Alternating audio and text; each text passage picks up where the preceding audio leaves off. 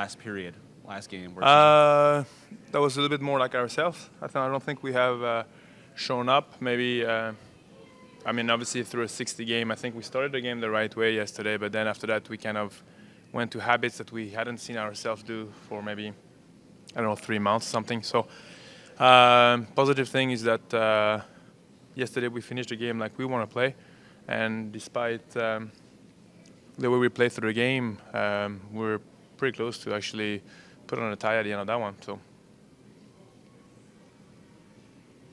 You were down 2-0 in the series against Dallas there back in 2020. Just what do you remember about flipping the switch there going into Game 3, and how can you draw on that experience going into tomorrow? Well, nobody expecting us to win a conference final 4-0. You go on the road in their building and you want to win the games, right? But the key is kind of try to take one so you get the home ice advantage. But we didn't do it, and now we're there. I have to come in our building, and if we play the right way, we just have to focus about tomorrow, nothing else. It's not about like we're not going to win the series tomorrow. It's just about winning the game tomorrow, and that's pretty much it. Pierre, you guys obviously played very well without Braden Point last round. How, though, does it put a stress on your lineup having him over an extended period, not having him for an extended period? Do you feel like it's been more of an impact in this series than it was last round? It impacted the last series too. You never want one of your top guys to be out. You have to manage it, and it's been the next man mentality. I don't think we've changed our way to think because of Pointer not being here in this series. I think we just haven't played the way we want to play and the way we've shown we can play. So obviously pointers affect the fact that he's one of our top guys is not there. But at the end of the day, we still have the guys on the ice that can do the job. Sturkin, do you feel like you've done enough to? Can you speak louder? Yeah.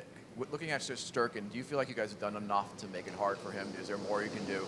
No, I think you're onto something there. I think he's been seeing way too many pucks. We've been a little bit too much to the side instead of maybe taking some of his eyes away. What is it that they've done to maybe just make it hard for you guys to kind of create much? Or They've played. I think they've played two solid games. They've been really patient, and they've capitalized on a lot of our mistakes. And I do think that we have at times made it a little bit too easy for them, but they played good games. They won 2 games. And what is it that makes Fox such a hard player to go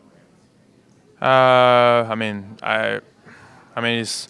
It's obviously one of the top D in the league, right? So when you play one of those guys, they have talent, they have creativity that's making it tough, but at the end of the day, we just have to make it a little bit hard on him too. Be a track meet kind of team where going up and down like that. You want to create from your defense, and obviously forecheck. It seems like the Rangers want to play that fast pace and don't mind doing that. How do you you switch it to where you guys are playing your game, or how do you kind of get it back to where you're? We just limit the turnovers. Like you just enough of those turnovers that, like where we maybe at times try to create stuff that don't have to be placed. We have to be maybe a little bit more patient in our game, and it's a team that if you give them the turnovers, and they're gonna go. And at this time of the year. No team that you're going to give it 3-on-2 is not going to do something great with it, right? So you want to limit the amount of time where you give them a chance to score. If they want to beat you, they have to go through all of you, kind of.